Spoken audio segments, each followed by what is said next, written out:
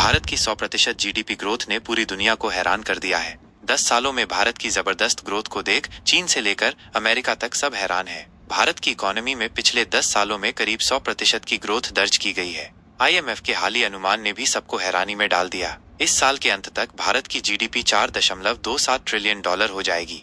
IMF की यह भविष्यवाणी इस समय जमकर चर्चाओं विषय बन चुकी है। चीन भी भारत की ग्रोथ को देख हैरान है और भारत को बधाई दे रहा है। भारत में चीन के राजदूत जू फेरिंग ने भी भारत की तारीफ की है।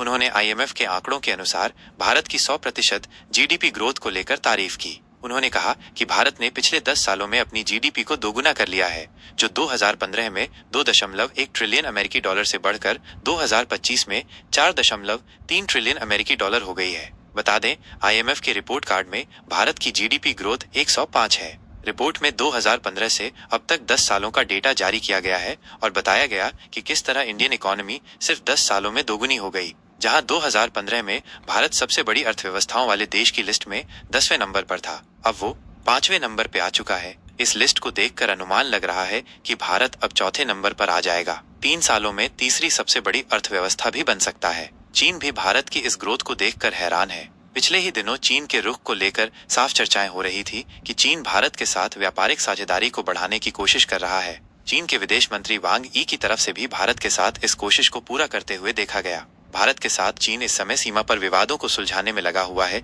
ताकि आर्थिक फ्रंट पर भारत के साथ मिलकर काम किया जा सके। इन दिनों चीन के अधिकारी और मंत्री बार बार हाथी और ड्रैगन का उदाहरण देकर हिंदी चीनी भाई भाई के नारे को फिर दोहराने की कोशिश कर रहे हैं। चीन फिर से इस बात को दोहरा रहा है कि भारत और चीन को मिलकर काम करना चाहिए, मिलकर आर्थिकी फ्रंट पर एक साथ दुनिया में सबसे मजबूत शक्ति बनने के लिए आगे रहना चाहिए। इसके लिए चीन बार बार भारत के साथ कई बैठकों में इसका जिक्र भी करता है। फिलहाल दोनों देशों के बीच रिश्ते वापस सामान्य होते हुए दिखाई पड़ रहे हैं। 2020 में गलवान की स्थिति के बाद दोनों देशों के बीच तनाव बढ़ा। बड़ी बात यह कि भारत और चीन के नेताओं ने एक दूसरे के देशों में दौरे तक नहीं किए, लेकिन अब धीरे धीरे ये रिश्ते पटरी पर आ रहे हैं और इस बीच चीनी राजदूत का भारत की अर्थव्यवस्था पर टिप्पणी करना और भारत की तारीफ करते हुए बधाई देना बता रहा है कि चीन भारत के साथ मिलकर आगे काम करना चाहता है।